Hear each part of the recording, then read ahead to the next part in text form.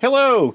So VMware has changed their subscription models and it's affecting a lot of you, especially the SMB space. And so I've been looking at alternatives, and today I'll be looking at a ProxMox, which is an open source alternative that you can actually use for free. So if you like free stuff and you need something to run your virtual machines on, here's one solution. So I'm just going to give you a brief summary of what it looks like, how it works, and we'll take a quick look around at the same time.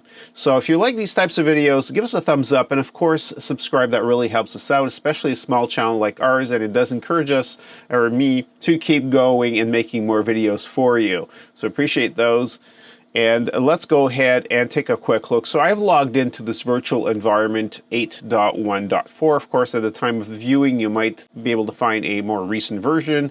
So let's take a quick look. Now, if you're used to the VMware, I'm not going to keep dwelling on the past, but if you're used to it, this actually has a combination of the vSphere and the ESXi combined, meaning that when you log into here, I've got a single server, so don't chastise me or don't complain too much here that I'm not showing you things like clustering and whatnot, because that wasn't the point of this particular video. But what you'll see is the fact that you've got the ability to control more than one computer right here, so more than one host. And in my case, it's called PVE, and I've created some virtual machines here. So hopefully you can see that pretty easily. Now, once you've looked into that, let me see if I can maybe even increase this even more. So the idea is that you can go and take a quick look and get a summary of this host, so you can get your CPUs and get lots of information that you would expect to see from a hypervisor. If you go back at the data here at the data center level, which is higher up, you can actually see the health. You can see how many are online or offline. So, and this is where obviously you could go and do things like the aforementioned clusters, where you could create them and work with them here. Now, I'm not going to be concerned with the multi-host environment, since most SMBs probably, or labs, want to have, you know, if you're running a home lab, you want to run a bunch of little VMs. This is sort of where you'd be going into directly. So what you've got are the different VMs here. I actually haven't created anything on here. What we're going to do is we're going to create one together just to take a quick look. So the first thing you'll notice is that you will find, give me a second here, I'm going to move myself out of the way a little bit. This is not working. What I want to do is show you right on top here. You've got create VM way on top on the upper right. We're going to go ahead and create that. So this is where you would say, okay, what node, or in this case, what host it's on, and it's going to give it a VM ID. Now, I've already created one that was called 100, and this one I'm going to do is I'm going to call it Windows 2025. And I'm going to go ahead and I'm going to just actually leave that alone. Now, I'm going to be running some tests on the 2025 later on. This is why I'm actually writing this. And for now, I'm not going to plug in anything. I'm just going to leave that for now. Actually, I guess I could if I wanted to set it up, but you know what? I'm just going to show you the basics, and you'd pick what it is, Windows version. So the last version that this knows about is 2022, dated back to November. Now, you could go and add additional drivers here if you wanted. There are additional drives for virtual I/O drivers, so I'm going to leave that off, and I'm going to say next. There's even an advanced button here. I want to see what that does. I'm afraid. I'm going to click on next.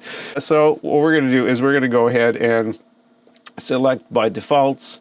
We can basically, that's it. There's a few defaults here. Just trying to keep this as simple as possible. You could use SCSI controller. What I find interesting is the fact that you have in here VMware. So you literally, they've made it compatible to the VMware. If you're used to Mega RAID controllers and so forth, you know, you could go and select what you want. I'm actually going to put everything to default. So this is an LSI controller. which I believe LSI changed their names. They were purchased by, I'm going to say, I'm thinking Broadcom, but I'm not 100% sure. Again, so we're just going to keep everything. We're going to keep it to, this one I'm going to put UEFI, and that should be good. And there's the TPM storage. Now, depending on, there we go. We're just going to set it to here. We're going to make sure the TPM is on.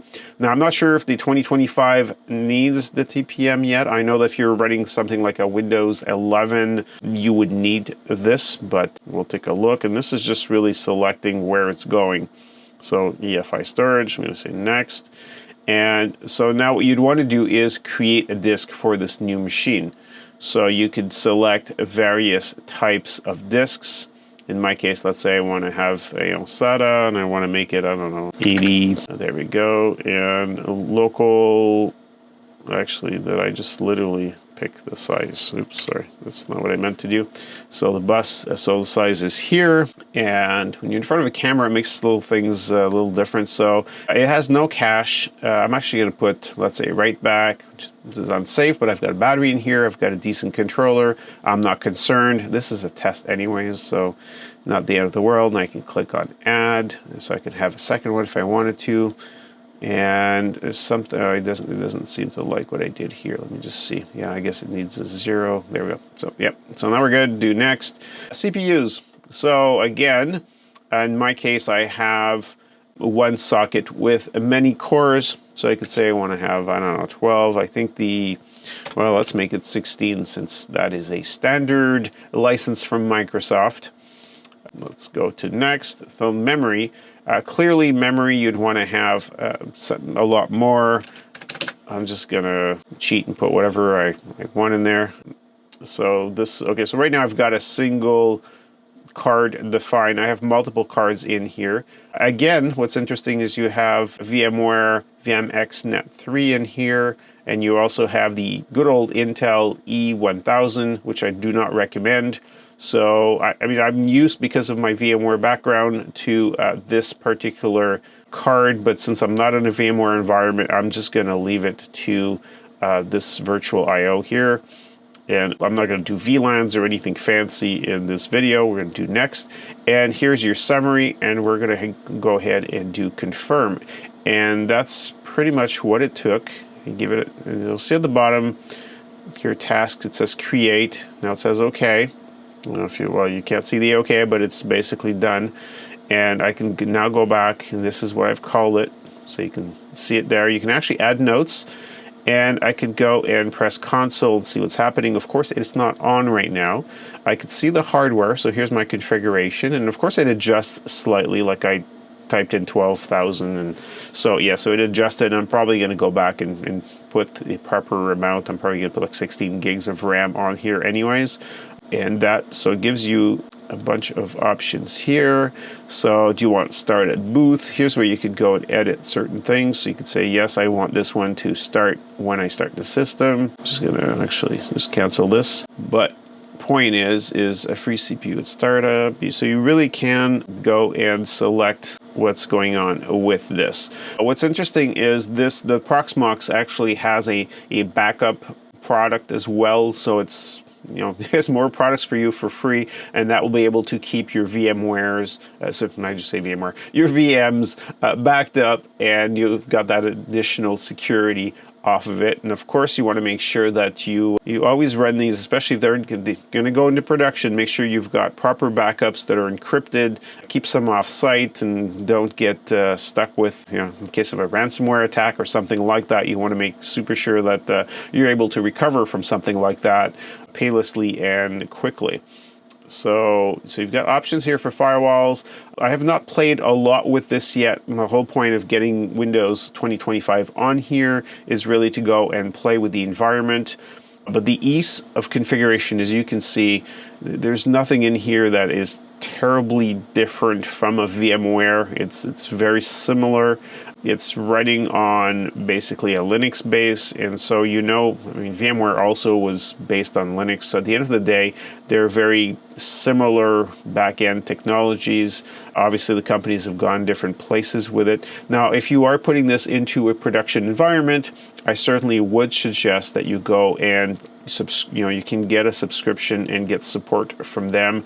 If you're working hopefully in a large metropolitan area, you should be able to find some support, local support, individuals, companies that have dealt with ProxMox that can go ahead and help you either set up, although as you can see, the setup was very painless. It was very simple. In fact, I thought it was almost easier than VMware in some instances, in the sense that there was I didn't have to worry about much. I put in the ISO and did index next type of thing, and ended up giving it the IP address and so forth. I mean, the basic configuration. And once you've done that, then you end up with a working environment. And this is running off a Dell R640. I don't know if it actually shows you at anywhere what's on here, but so from a monitoring point of view, well, I've got it in front of me, so you can see the CPU usage. Obviously, it's very low, so there's nothing running on here. You can see your loads, you can see your memory usage, and you can see your network traffic. So I'm trying to see if I can, so I can activate or disable. Yeah, so it's nice. I mean, it's very responsive. It's very, you go into the shell, you can go, let's see, bulk actions, you can shut it down and so forth. I mean, there's really not, you can go and add some certificates here. You can wake on LAN, server time, these are your syslogs. So you see information here, and you got, so I have not subscribed, so I'm not getting updates at this point. And that's about it in a nutshell. So I hope this helped sort of give you an introductory look at this ProxMox, and check it out. It's pretty easy in a home lab to set up, so there's really no resistance there. Just go ahead, download the ISO file and install it somewhere. And in fact, you can run this on top of VMware if you have it already. So if you don't want to take the full plunge, you just want to test it out, whether you're using VMware Workstation, whether you're using ESXi from past builds that you have and it's running, you can go ahead and do that. Of course, it will also run in other types of virtual environments as a virtual machine, and you could still, once in there, go and play with it and figure out exactly what it's going to be able to do for you. Honestly, it's very similar. I don't see how this is going to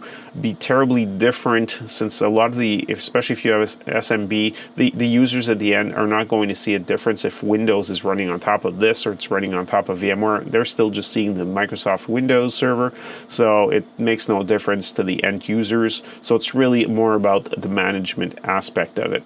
So I'll give you some updates on this as we go along. I'm Bob Pellerin, CTOBOB. Please, of course, give us a thumbs up if you like it, and consider subscribing if you're not already subscribed. And leave some comments below. I would love to hear how you feel about the VMware changes that they've done. Is this forcing you to look at products like ProxMox?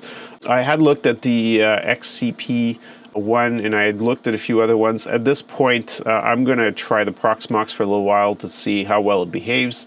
And I mean, a lot of people out there are using it, so I don't see any real compelling reasons why I wouldn't just keep using it.